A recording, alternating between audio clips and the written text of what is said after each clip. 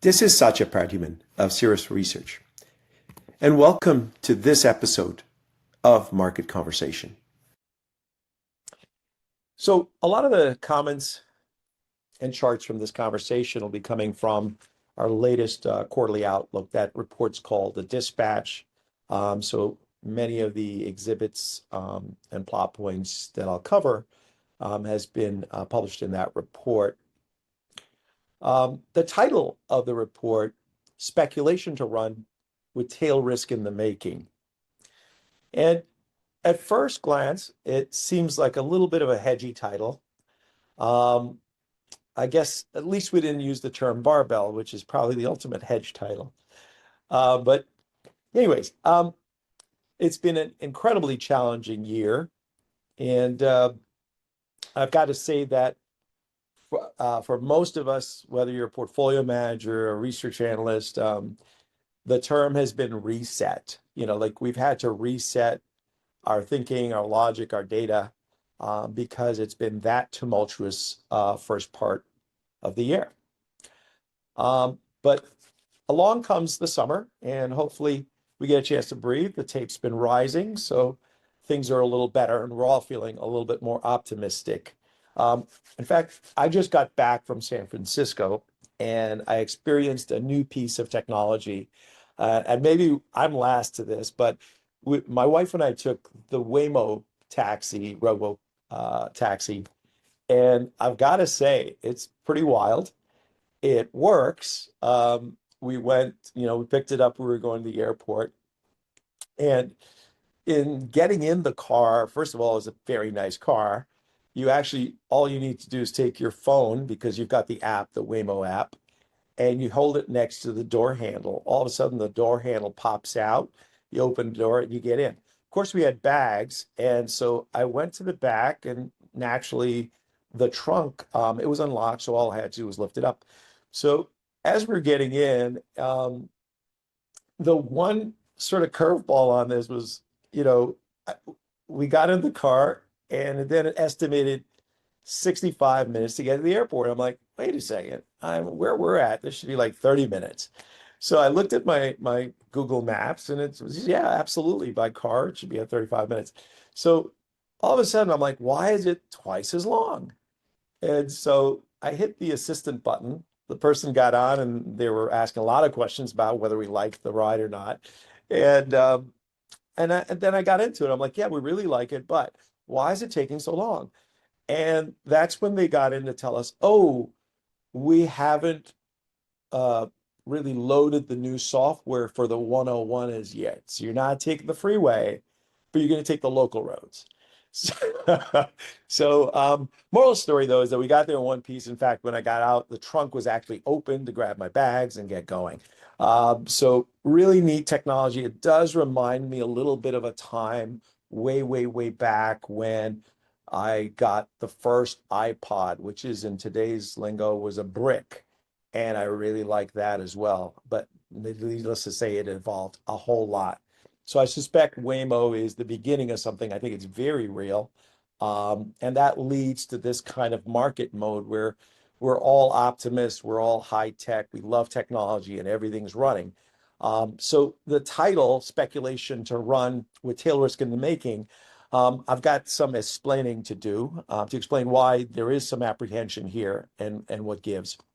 Part one of this is, I think another title could have been Buy on the Rumor, Sell the News. Another subtitle would have been Be Nimble or Be Humbled. I am not surprised if the term bubble will be surfacing in the near future. But the first leg of this argument and the way we frame this is that there really is, a Fed support.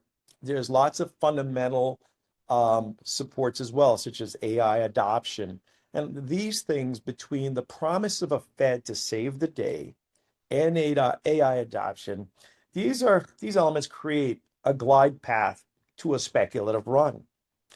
And in fact, when we look at our risk appetite model for the US, that reading suggests that there's more room to run. That reading is sort of like it's a boundary data set, and it's more exaggerated and escapes sort of like a normal bound, that's when we have a problem. Based on that reading, we've been ratcheting higher. Clearly, we all feel that, but there's room before you hit that sort of breach that peak. Part two is that the spending on AI appears to be growing. This is incredibly constructive for faster growing companies. I think the US policy towards opening the door on AI, using that as a trade chip, it's only going to sell more chips, and it's only going to drive this theme to higher highs. Um, the In fact, the passage of the One Big Beautiful Bill Act, that allows for additional investments through the economy, whether it's by tax or regulatory ease. Those elements should also drive this sort of more speculative fervor. And then finally, while the dollar has been weakening sharply, and we'll talk a little bit about that and the implications, really the takeaway though like really in this current window is that a weaker dollar is going to allow this earnings cycle, this earnings reporting period, to remain fairly constructive. So what you've got here is a pretty constructive backdrop. And so the question is, why would we be thinking about being nimble or be humble? Why would I use that phrase and this whole idea of buy on the rumor, sell the news? Well, as we also recognize that the US market is becoming more and more concentrated. The US equity market, by our models, are now hitting some really extreme reading, and clearly it could climb further. But that is telling us that this chapter that we're in is not early, but it's later. The benefits of a generous tax package, that's offset though by the fact that this is a deficit spending tax cut. And so as a result, this implies some inflationary risk, a jump to funding costs, ultimately not really good things. The dollar weakening, you don't want to make too much of a big deal of this, but the US dollar that's been weakening, it's coming off of like historically high levels. That said, we're looking at a pullback in the dollar in the first 6 months of the year that dates back to the 70s. That's how dramatic this has been. And capital flows, we've all been looking at these other markets, or we're invested in these other markets, and asset allocators have been very nimble to move monies into other key regions. But really, a bunch of other markets have really outperformed year to date. Latin America up 30 some odd percent, Asia Pacific is up 13. European markets are up 10, but then again, some of those markets within Europe are up like 20, 30%. But so moral of the story, though, is that these are the elements I think that drive the concern that this current window for inflation fears, it is starting to brew. And some of the benefits of these changes that just were enacted could become also downside risk. We'll focus a little bit as well on the AI theme. And, we've been big proponents of the downstream benefits, that there is this urgency now to roll out applications. So this translates to new winners in the AI foot race. And then a couple other things, industrials. I think, we've been bulls on the industrial sector the last few years. This chapter is evolving, but ultimately we think the sort of like the downstream benefits really, it says that the industrial sector is really the plumbing to AI, to the AI rollout. So we think that is something that's going to be equally important. And then a couple other points though, but the active management outlook, I think if you've been in the large growth bin, painful window when the US equity market gets this concentrated, less so in the small mid cap area. We'll talk a little bit about what we're seeing in the portfolios. And then finally, we'll close a little bit with, how to put this stuff to work in the portfolio level. So there's a tall list there. Let's see how far we get. All right. Foremost, it is about money, the price of money. And when I look at critical credit comparisons, those comparisons remain incredibly healthy. So basically, high yield credit spreads are one of the key tools for this. What we're looking at is some initial fears with the credit markets going back in the March, April window with the initial sort of tariff headlines. but that has still since rallied back in. So to some degree, what this is saying is that you've got institutional investors here holding corporate risk in the term of bonds. And if those bond yields are not widening relative to treasuries, that's telling us a lot.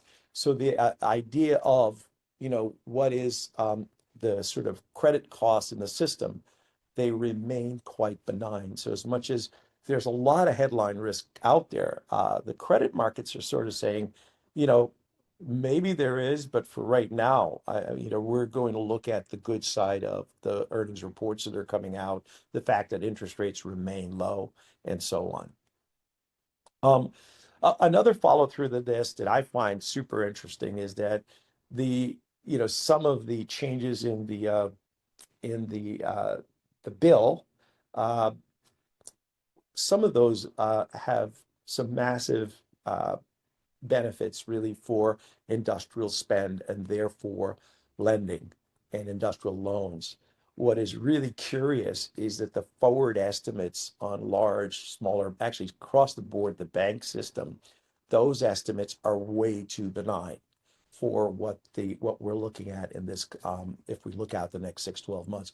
So currently what we're seeing is really about 20% of all the estimates for the banks are being ratcheted higher. Okay, let me flip that around for you. 60 to 80% of estimates are negative for the forward year. That just doesn't hold water given the sort of backdrop that we're facing here. So something else is going on. I think this is the stuff that makes us a little uncomfortable, but I'll try to untether it. But bottom line, though, it does look as if the banks had pulled back in the last prior months. It does seem as if there's some real ground here for them to sort of play catch up. So we expect this to be constructive. Ultimately, though, this is about loan growth, about the background for capital access. And right now, this looks, I think, favorable. If we follow through in terms of earnings estimates, we had seen the hiccup in the forward year as the markets had pulled back with the concerns with tariffs. What we've seen since then is these forward estimates have now sort of ramped back higher. So those are things that I think are, generally constructive. The estimates, importantly, though, are not overly buoyant. I would worry more if the forward estimates for the overall market, large cap, were in a 60, 70% handle. That means, there's very little room for upside surprise. And same with the smaller cap market. These numbers are even more benign, which is a conservative take in this current period. We talked a little bit about AI spend, and nowhere is this more sort of like graphically delivered than in some of the performance numbers we're seeing year to date. As much as what we call upstream are semiconductors, NVIDIA is sort of like the hub of that. That been through the first 6 months of the year, that's up about 16%. But if you look down to the downstream area, these are, by the way, there's a full paper on the launch of these AI downstream indices that we published some months back, and then a follow-up paper. But the idea, it's really sort of broken up into infrastructure and applications. So there's big data, there's data centers, there's alternate energy such as nuclear.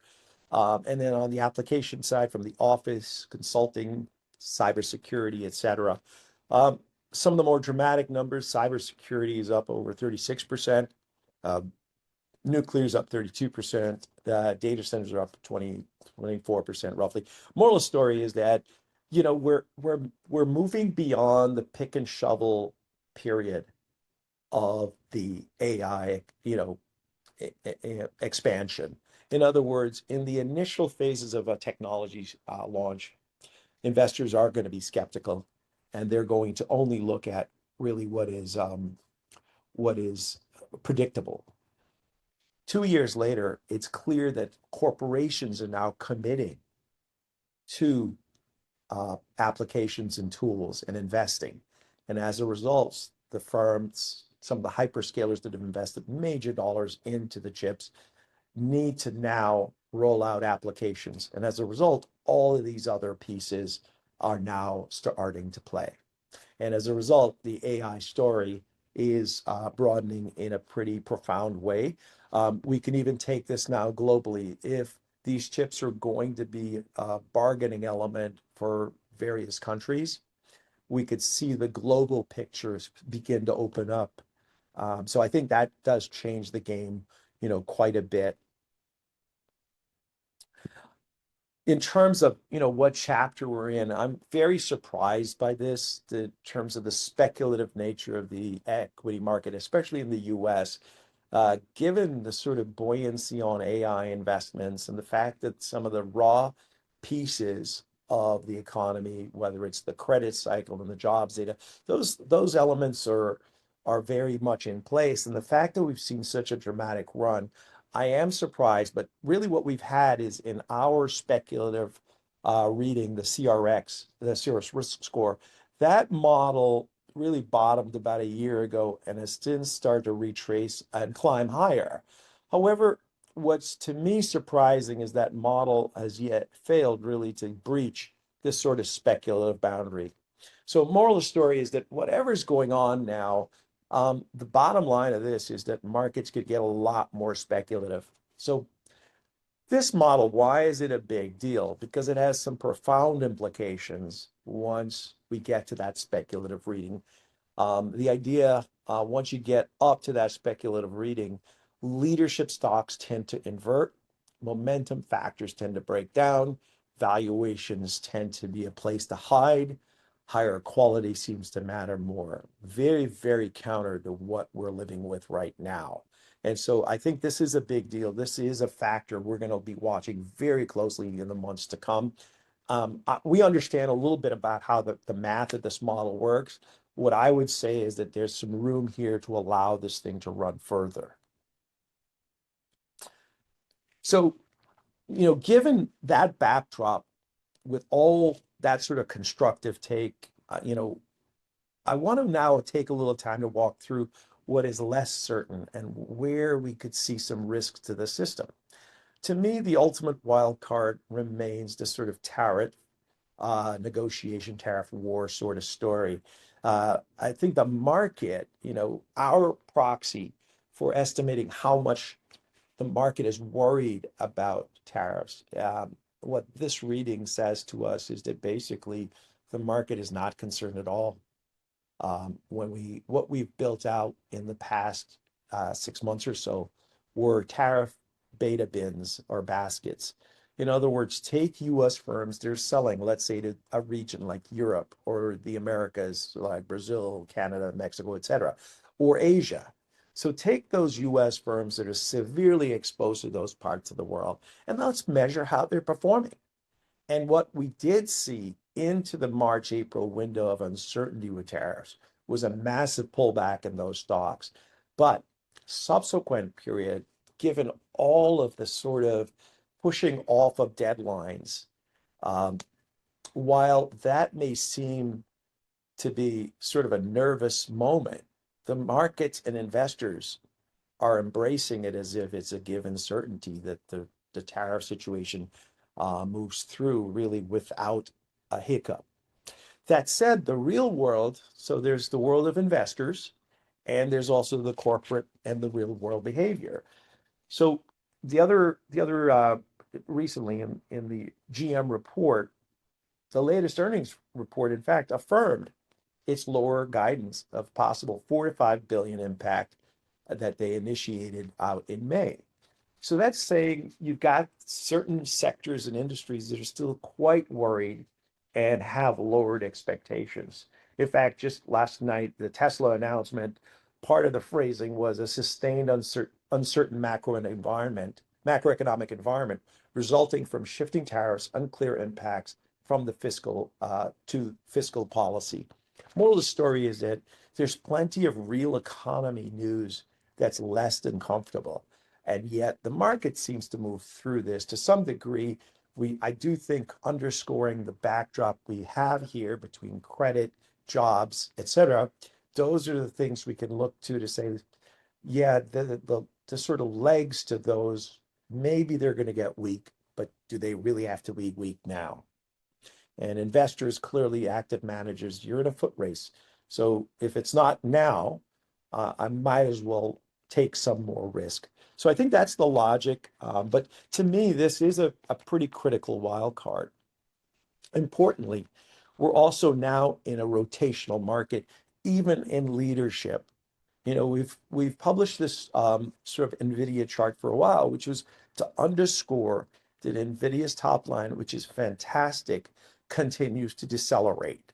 And so this actually opens the door if AI spending is broadening and it's becoming more diffused, then the leadership baskets are starting to change. The reference to Mag 7 may have to get renamed again and again.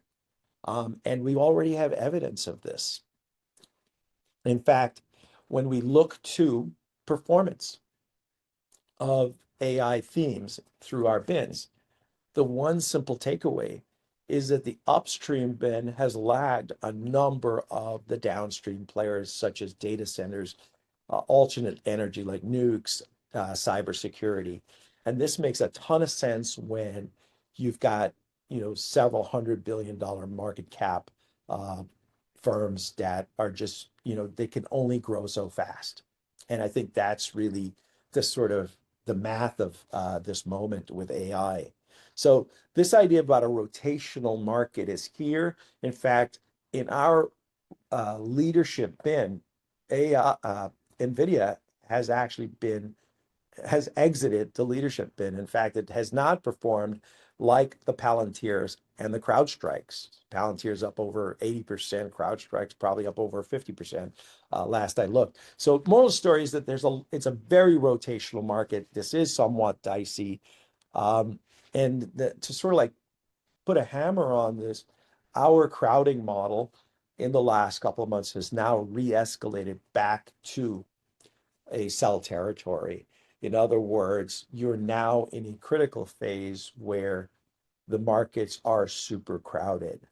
And so what this means is basically sensitivities to shocks in the system become amplified. We saw this back in February. This model went to a sell reading, barely crossing the boundary. In the next couple of months, we had the sort of drama about tariffs. Now, the reality, though, is that maybe the fallout would not have been that dramatic if you did not have leadership stocks back then hitting some especially high note. In this instance, it's even more dramatic than where we were back in February. So what is the follow through to this? It's the same idea with the risk score. When it comes to crowded markets, when you're in this zone, the volatility is likely to pick up. Leadership stock can invert on the fly. What could happen here? So for instance, if the Fed fails to cut rates in September, October, because they are somewhat more concerned with inflationary comps, guess what happens with this sort of glide path of momentum stocks? You could see investors hitting the brakes very quickly. Because in a world that's very crowded, if we're concerned with rates at the same time, valuations become paramount. And that sort of ends this sort of rotational, high momentum leadership market. To sort of drill this down a little bit further, when we look at the US equity market, and I'm going to do this across markets as well, but in the first leg, this sort of leadership concentration that we're looking now at historic gaps in valuations. So the idea about sensitivity to bad news, we hear both mid, small cap multiples relative to the large cap multiples going back 20, 30 years. These numbers, the gaps are probably as dramatic as we've seen them, probably going back to 99, 2000. That's the kind of like intra-US equity valuation gaps we're now currently living with. Again, this sort of sets up of a sensitivity, some sort of sense of, hey, I should be in ready mode. This is not just let me enjoy this run, no harm, no foul. Importantly, lots of chatter about budget deficits, taxes, inflation. But we do seem to have some sort of amalgamation of concerns that are seen coming together here, a few things that are occurring at the same time. What you've got is the US deficits are jumping in a much more dramatic fashion. We're now trying to accelerate the sort of onshoring that started with the pandemic, but maybe now it's even more dramatic, the sort of through the tariff wars, maybe forcing more of an onshoring sort of world. That is also potentially inflationary when it's a much wealthier country that's trying to build from within. But when we look at the yield curve, what we're seeing is that the term structure is backing up. If you look at the term structure 9 months ago versus today, what we're looking at is a far steeper yield curve. What does this tell us? Well, if we were in a rapid growing environment, this would say this is potentially good news. This is reacting that to, sort of faster growth. The problem with it is that what we have is an outlook for a slowdown. In fact, so much so that the market and the consensus is expecting interest rate cuts. So how do you reconcile a term structure backing up while you're asking for interest rate cuts? The reality is that what has changed here is the inflationary outlook is quietly changing, at least in terms of global asset allocators. We clearly are seeing something a little bit different here today. And so this is what's got us a little bit more nervous and looking at the fall as a potential period of risk. The idea is that what if the Fed does not deliver on lower rates because they also start to see incremental data between now and then that is net inflationary. It's been a while that this tariff sort of debacle has been like rolling out, and it takes a while for those sort of difficulties in trading to impact real prices. So as we get into the fall, things gets a little bit more interesting, a little bit more tenuous, I think. So this is important. I think a few elements of this is that as much as, when we look at gold, hard to tell, what gold really is, but the reality is we've been seeing gold prices escalate. Even as the US has sort of become less worried about tariff wars and the markets here have rallied back, gold prices have not really come back in. The US dollar, as I said in the opening, that is now at record lows versus a year ago or the start of the year. So these are things that are telltale signs that there is something else going on here. Globally, when we look at portfolios and equity markets, it's really been sort of like a tale of two cities between last year and this current year. At the end of last year, the US was one of the best performing markets. It was up over 20%. Many markets lagged sharply. This year, however, what we're looking at is the US is up 5-6%, and that's with this remarkable rally we've seen. But notice markets like Japan, India, Mexico, Brazil, they're up in the 15, 20, 25% range. So in other words, something else is going on. And it is not necessarily a sell America call, but it could be that it's a relative value call that's being played out among asset allocators. The idea that if you look at a currency, there are two things that drive currency valuation. One is the growth rate of that country relative to other countries, and two is the relative inflationary comparisons. So moral of the story is that, globally, everyone is apparently, the outlook is slowing really for most nations, including the US, but it's not as if the outlook for growth in the US is any inferior in terms of a fall off. Then the question is, if the dollar is so much weaker, it's got to be the other variable, which is the inflationary outlook for the US looks a lot less compelling. And that is, I think, what's driving this relative asset allocation story. In other words, if inflation becomes a factor, valuations matter more. And when I look at every other market, what we're looking at are historic breaks in valuation from the US versus the rest of the planet over the last 20 years. And a lot of this has had to do with the fact that the US has run a much easier central bank approach to managing its affairs. It's basically thrown money back to the risk markets, and that's amplified US equity multiples. However, if we're at a point where some of the inflationary comparisons are going to get challenging, the fact that it'll force asset allocators to become more valuation sensitive. And based on where the valuation comps are today, it does seem as there's gaps here that could narrow quite a bit with the US losing out. So year to date, the performance numbers are super interesting. They tell us of an asset allocator that's really nervous, that's becoming maybe more valuation sensitive. So I think this is the stuff that we take away from the current moment. It really is sort of like a two-step process this year. We've got this sort of speculative run. We've got hints and signs that are telling us this could run a little further. Let's not get too dark with the headline risk. And at the same time, the longer term stretch, you've got to be planning for the future. You can't just look for the next 3 to 6 months, but what's the next year's outlook? So if we do get an adverse bond market in the next 3 to 6 months, the sort of leadership we're looking at here could look materially different. In talking about narrow markets, no one's feeling this pain more than active large cap growth managers. What we've seen in the last 6 months was a remarkable breakdown in active performance results. We're showing this through our active blends. Generally, they tend to reflect what some of the popular sort of active fund comparisons look like. But in real time, though, what we've got here is a remarkable, somewhere between 600-800 basis point breakdown between what large cap active growth products were delivering versus benchmarks in just the last 3 to 6 months.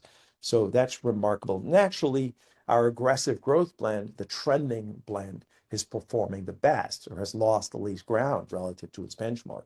But the reality is, if you're in a world where 6, 7, 10 stocks are driving the market, and you're an active manager paid for diversified growth, good luck, right? So this window is very challenging. And in fact, talking about sort of a speculative run to accelerate here before it breaks, this is not great news. And so then the question falls onto the portfolio manager's shoulders. How much do I want to risk the portfolio to stay in the game? And that's a tough one to answer. If I look more among the smaller cap blends, we've had much better results. In fact, in the last 3 to 6 months, there's been a slight broadening of markets. This idea about downstream AI channels have started to get bid up. And as a result, some of the active blends have actually done quite well, another 300-600 basis point advantage in terms of versus the benchmark from what we're seeing in the smaller mid cap areas. So here, it is a tale of two cities still. This has been the case the last few years. And I suspect, though, that this sort of performance pain is going to be driven by how much more concentrated this leadership run is. I think ultimately what breaks this sort of rotation is the rate risk that we're all sort of like talking about, nervous about. Let's put this, we've gone through a lot, and some of that is macro, big picture stuff, but how do we put this to work in the portfolios? What are we doing day to day to make sense of this?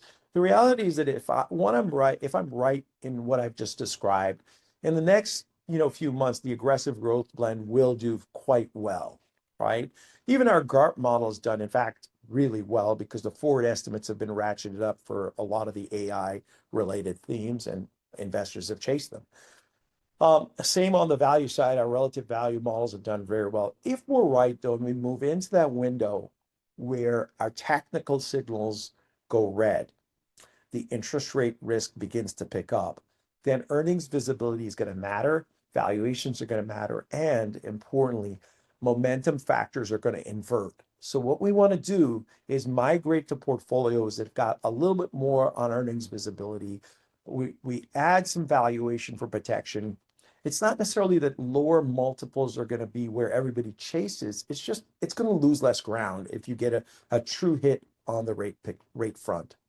So I think that's kind of where we are in this current window.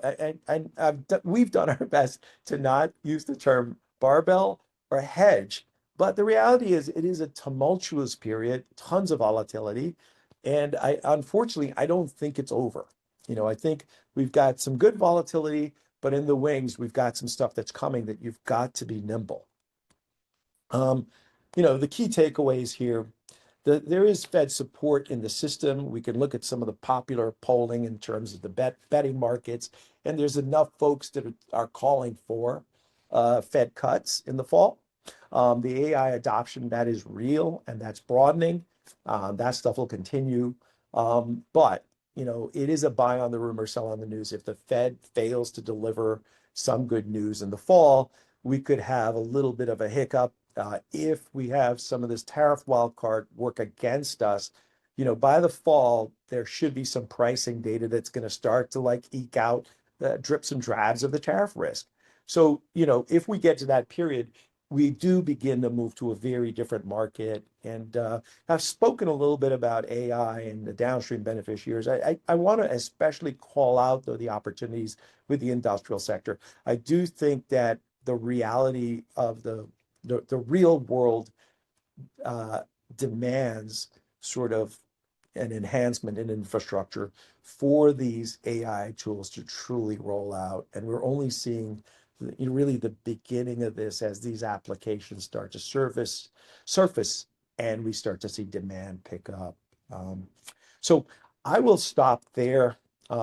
As always, we're happy to take your questions. Please feel free to reach out to us, emails, phone calls, etc. But for those of you who've tuned in late, a lot of these topics that I've covered, they've been discussed in much more detail within our quarterly reports. And thank you very much for joining us today.